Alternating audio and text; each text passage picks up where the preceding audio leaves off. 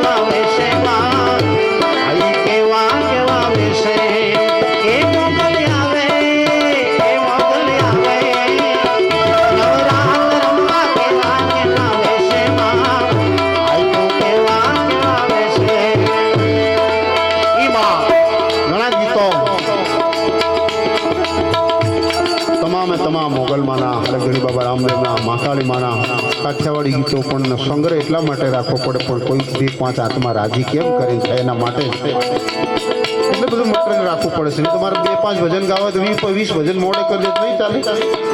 અમારા પૂરતું થઈ જાય તૈયારીમાં, પણ તમે કેમ કરીને રાજી થાવ એના માટે અમારે કલેક્શન વધારે રાખવું. એટલે એ દશામાને યાદ કરી હે